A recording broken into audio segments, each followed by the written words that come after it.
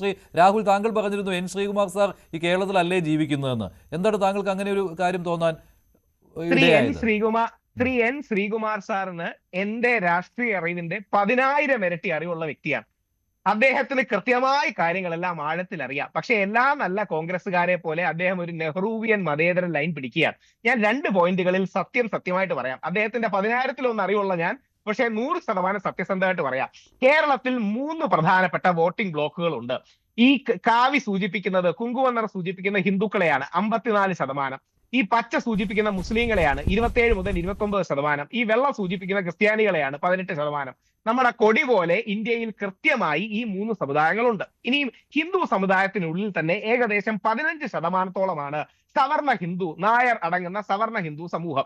ഏകദേശം 26-28%-ആണ് OBC-കൾ പ്രധാനമായി അടങ്ങുന്ന ഈഴവ സമൂഹം. അതിനോടൊപ്പം മറ്റ് ഒരു വിശ്വകർമ്മ സമൂഹങ്ങളുണ്ട്. പക്ഷെ പ്രധാനമായിട്ടും ഈഴവ സമൂഹമാണ്. പിന്നീട് നമ്മുടെ SC/ST സമൂഹങ്ങളുണ്ട്. കേരളത്തിന്റെ കണക്കെടുത്താൽ ഏകദേശം 1,90,00,000 ഹിന്ദുക്കൾ, 1 കോടി മുസ്ലിങ്ങൾ, ഏകദേശം 70 ലക്ഷം ക്രിസ്ത്യാനികൾ. ഇങ്ങനെയാണ് കണക്ക്. ഇത് എല്ലാ രാഷ്ട്രീയക്കാരനും, ഞാനിത് ബ്രോഡായിട്ട് പറയുന്നെങ്കിൽ ഓരോ കോൺസ്റ്റിറ്റ്യുവൻസി വഹിച്ച് തിരിച്ച് കണക്കുകൾ അറിയാം. ഈ കണക്കുകളും കൂടി വെച്ചിട്ടാണ് ഈ ആൾക്കാരെ എല്ലാം നിയമിക്കുന്നത്. ഇതിനെ ബാലൻസ് ചെയ്യുന്നതാണ് നമ്മുടെ രാഷ്ട്രപിതാവായ മഹാത്മാഗാന്ധി ചെയ്തത്. പുള്ളി ഇന്നത്തെ മാത്രമല്ല, അന്നത്തെ കാലത്തും ഈ വ്യത്യസ്ത കമ്മ്യൂണിറ്റീസിനെ മതസൗഹാർദ്ദത്തിലൂടെ ഒന്നിച്ചു ചേർത്താണ് പോകുന്നത്. ഇനി നിയമത്തെ സ്പെസിഫിക് കണക്കുകൾ പറയാം. നിയമം ഏകദേശം 2021-ലെ കണക്ക്, ഏകദേശം നിയമത്ത് 2,04,718 വോട്ടുകൾ ഉണ്ടെന്നാണ് എസ്റ്റിമേഷൻ പറയുന്നത്. അതിൽ നായർ സമുദായം 35%-ഓളം ഉണ്ട്. 70,000 മുതൽ 72,000 വരെ വോട്ടുകൾ. ഇതാണ് അതിന്റെ എസ്റ്റിമേഷൻ. അത് കുറഞ്ഞു രാഹുലെ. 2026 ഇത്തവണ വന്നപ്പോൾ നേമത്ത് വോട്ടർമാരുടെ എണ്ണം കുറഞ്ഞു. അത് തിരുവനന്തപുരത്തെ ഒരു പ്രത്യേകതയാണല്ലോ. നേമത്തും കഴക്കൂട്ടത്തും വട്ടിയൂർക്കാവിലും തിരുവനന്തപുരം സെൻട്രലിലാണ് ഏറ്റവും കുറഞ്ഞത്. 50,000-ഓളം വോട്ടുകൾ തിരുവനന്തപുരം സെൻട്രലിൽ മാത്രമേ SIR-ന് ശേഷം. അതെ, സംസ്ഥാനത്തിന് മറ്റു പല വിഭാഗങ്ങളിലും വോട്ടർമാരുടെ എണ്ണം കൂടിയപ്പോൾ എറണാകുളം മണ്ഡലത്തിലും അതുപോലെ തന്നെ തിരുവനന്തപുരം ജില്ലയുടെ ഈ നഗരപ്രദേശങ്ങളിലും വോട്ടുകൾ കുറയുകയായിരുന്നു. നേമത്തും കുറഞ്ഞു. ഞാൻ പുതിയ കണക്കുകൾ 2021-ലെ കണക്കുകൾ വെച്ചാ പറയുന്നത്. കാര്യം ബാക്കി കണക്കുകളുടെ ഫുൾ ഡീറ്റെയിൽസ് കിട്ടിയിട്ടില്ല. ഇതിൽ ഏകദേശം നായർ സമുദായം 33-35%-ആണ്. മുസ്ലിം സഹോദരങ്ങൾ ഏകദേശം 15-16%-ആണ്. നാടാർ സമുദായത്തിന് നല്ല റെപ്രസെന്റേഷൻ ഉണ്ട്, 14-16%.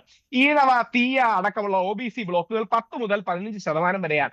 SC വോട്ടർമാർ ഏകദേശം 7 മുതൽ 9 അല്ലെങ്കിൽ 10% വരെയുണ്ട്. ഇനി ചില ക്രിസ്ത്യൻ സമുദായങ്ങളുണ്ട്, നാടാർ ക്രിസ്ത്യാനികളല്ലാത്ത, 4 മുതൽ 7%. പിന്നെ ബാക്കിയുള്ളവർ ഇവരെല്ലാം ജാതിയുടെയും മതത്തിന്റെയും ബേസിലൊന്നുമല്ല വോട്ട് ചെയ്യുന്നത്. വലിയൊരു മതേതര വോട്ടുകൾ കേരളത്തിലുണ്ട്, അത് നമ്മുടെ അഭിമാനം തന്നെയാണ്. പക്ഷേ വലിയൊരു ശതമാനം സമുദായം, സ്വത്വം, ഇതൊക്കെ നോക്കി കൂടിയാണ് വോട്ട് ചെയ്യുന്നത്. അതുകൊണ്ടാണ് വിശ്വപൗരനായ ശ്രീ ശശി തരൂർ സാറിനെ എറണാകുളത്തോ മലപ്പുറത്തോ കൊണ്ട് നിർത്താത്തത്. ശശി തരൂർ സാറ് വിശ്വനായരാണ്, പക്ഷേ തിരുവനന്തപുരത്ത് നിൽക്കുന്നതാണ് എല്ലാ കാര്യങ്ങളും കൊണ്ടും നല്ലത്. അങ്ങനെയാണ് രാജീവ് ചന്ദ്രശേഖർജി വേഴ്സസ് ശ്രീ ശശി തരൂറിന്റെ ഫൈറ്റ് വരുന്നത്. പണ്ട് ഞാൻ തിരുവനന്തപുരത്തുകാരനാണ്. ചാൾസ് നാടാർ സാറായിരുന്നു 3 തവണ. കാര്യം നായർ നാടാർ ഡോമിനേഷൻ ഉള്ളതാണ്. അപ്പം BJP-യുടെ പ്രധാന സ്പേസ് എന്താണ്? BJP പണ്ട് ബ്രാഹ്മണരായിരുന്നു BJP-ക്ക് കൂടുതൽ വോട്ട് ചെയ്യുന്നത്. നമ്മുടെ അഗ്രഹാരങ്ങളിൽ നിന്നും മറ്റുമുള്ള വളരെ ചെറിയ ശതമാനം വോട്ടുകളേ ഉള്ളൂ. ഞങ്ങൾ ബ്രാഹ്മണരെല്ലാം കൂടെ നോക്കിയാൽ കേരളത്തിൽ 1%, ശരിക്കും 1%, 1.5% ഉള്ളൂ. നമ്മൾ വെളിയിൽ 3% എന്ന് പറയും, പക്ഷെ ശരിക്കും 1.5%-മേ ഉള്ളൂ. സുഹാർ നായർ സാറും വെളിയിൽ 15% എന്ന് പറയും, പക്ഷെ ശരിക്കും 12-13% നായന്മാർ മാത്രമേ കാണൂ. അപ്പോ ഈ വ്യത്യസ്ത കമ്മ്യൂണിറ്റീസിന്റെ സോഷ്യൽ എഞ്ചിനീയറിംഗ് ആണ് ഇന്ത്യയുടെ ഇലക്ഷൻ. ഇത് സത്യസന്ധമായി മനസ്സിലാക്കാതിരുന്നിട്ട് കാര്യമില്ല. അവിടെയാണ് നരേന്ദ്രമോദിജി, അദ്ദേഹത്തിന് RSS ബാക്ക്ഗ്രൗണ്ട് ആണ്, പക്ഷെ അദ്ദേഹം പോലും വളരെ സട്ടിലായിട്ട് ഞാനൊരു OBC നേതാവ് കൂടിയാണ് എന്ന് താങ്കൾ പറഞ്ഞു വരുന്നത് ന്യൂനപക്ഷ ഏകീകരണം സംസ്ഥാനത്ത് ഉണ്ടാകും ഇത്തവണ, ഉണ്ടായിട്ടുണ്ട് ഇത്തവണ, അത് UDF-ന് അനുകൂലമാകും ഇത്തവണ. കുറച്ചുകൂടെ പച്ചയ്ക്ക് പറയാം, സംസ്ഥാനത്ത് വളരെ ശക്തമായി മുസ്ലിം ക്രിസ്ത്യൻ ഏകീകരണം ഉണ്ടായിട്ടുണ്ട്. കോൺഗ്രസിന്റെ നായർ മുഖ്യമന്ത്രി ജയിക്കുകയാണെങ്കിൽ അതിന് അവർക്ക് ഉള്ളിന്റെ ഉള്ളിൽ നന്മയുടെ കടപ്പാട്. ഈ മുസ്ലിമും ക്രിസ്ത്യാനിയും വർക്ക് ചെയ്തത് അവർക്ക് വേണ്ടിയല്ല. അവർ ഒരു നായരായിരിക്കും മുഖ്യമന്ത്രി വരുന്ന എല്ലാവർക്കും അറിയാമല്ലോ. ഇപ്പൊ കുഞ്ഞാലിക്കുട്ടി നായർ എന്നാണ് കുഞ്ഞാലിക്കുട്ടി സാറിന്റെ പേരെങ്കിൽ കുഞ്ഞാലിക്കുട്ടി സാർ മുഖ്യമന്ത്രി ആവുമായിരുന്നു.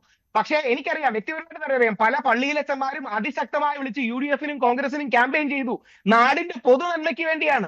മുസ്ലിം സമൂഹം അങ്ങനെ വോട്ട് ചെയ്യുന്ന നാടിന്റെ പൊതു നന്മയ്ക്ക് വേണ്ടിയാണ്. നമ്മുടെ നാട്ടിൽ സംഭവിക്കുന്നത് എന്താ അറിയാമോ? ഇതെല്ലാം മതേതരമാണെന്ന് പറയും, എന്നിട്ട് ക്യാബിനറ്റ് വരുമ്പോൾ നായർ കരയോഗം പോലെ ഇരിക്കും, എന്നിട്ട് അതാണ് മതേതരത്വം എന്നും കൂടെ പറയും. അതാണ് എല്ലാം കഴിഞ്ഞിട്ട് അതും കൂടാണ് സഹിക്കാൻ പറ്റാത്തത്. അതായത് യഥാർത്ഥത്തിൽ നായന്മാരിൽ 40-42% BJP-ക്കാണ് വോട്ട് ചെയ്യുന്നത്. ബാക്കി 30% വെച്ചാണ് LDF-ന് UDF-ന് വോട്ട് ചെയ്യുന്നത്. ഇങ്ങനെയാണ് ടുഡേയ്സ് ചാണക്യയുടെ കണക്ക്. ബ്രോഡ്ലി അത് ശരിയുമാണ്. ഇപ്പൊ യഥാർത്ഥത്തിൽ കോൺഗ്രസിന്റെ പണി എന്താ? ശ്രീകുമാർ സാർ അടക്കമുള്ളവരുടെ ജോലി എന്താ? നാളെ നായർ വോട്ടുകൾ കോൺഗ്രസിൽ നിന്ന് വിട്ടുപോയത് തിരിച്ചു കൊണ്ടുവരണം. ഇത് സത്യസന്ധമായി മനസ്സിലാക്കാതെ എങ്ങനെ തിരിച്ചു കൊണ്ടുവരാൻ പറ്റും? അതായത് യഥാർത്ഥത്തിൽ ഇന്ത്യയിലെ ഹിന്ദു പാർട്ടി കോൺഗ്രസ് ആണ്. പണ്ടത്തെ ബ്രാഹ്മിൺ ബനിയ പാർട്ടി എന്ന് പറയുന്നത് യഥാർത്ഥത്തിൽ കോൺഗ്രസ് ആണ്. കോൺഗ്രസിന് അവരുടെ ബേസ് പോയത് കൊണ്ടാണ് ഉത്തരേന്ത്യയിൽ അടക്കം പിടിച്ചു നിൽക്കാൻ പറ്റാത്തത്.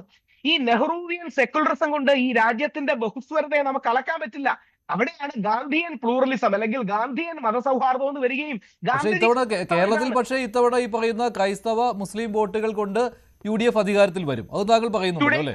അല്ല, പച്ചയ്ക്ക് കൂടെ പറയാം. ടുഡേ ചാണക്യയുടെ കണക്ക് 60-62% എന്നാണ്. എനിക്ക് തോന്നുന്നില്ല, കുറച്ചുകൂടെ ആണെന്നാണ് എന്റെ അണ്ടർസ്റ്റാൻഡിങ്. അതായത് nearly 70% of the Muslim community അങ്ങനെ വോട്ട് ചെയ്താലേ കോൺഗ്രസ് വരൂ. നിയർലി 70% മുസ്ലിം കമ്മ്യൂണിറ്റിയും 65% ക്രിസ്ത്യൻ കമ്മ്യൂണിറ്റീസും അടിയുറച്ച് UDFന് വോട്ട് ചെയ്ത് മാത്രമേ UDF ഒരു 90-85 ടച്ച് ചെയ്യൂ. ഇല്ലെങ്കിൽ ടുഡേ ചാണക്യ 75-ന്റെ റേഞ്ചിലാണെങ്കിൽ ഒരു പക്ഷേ 60-65 ആയിരിക്കും.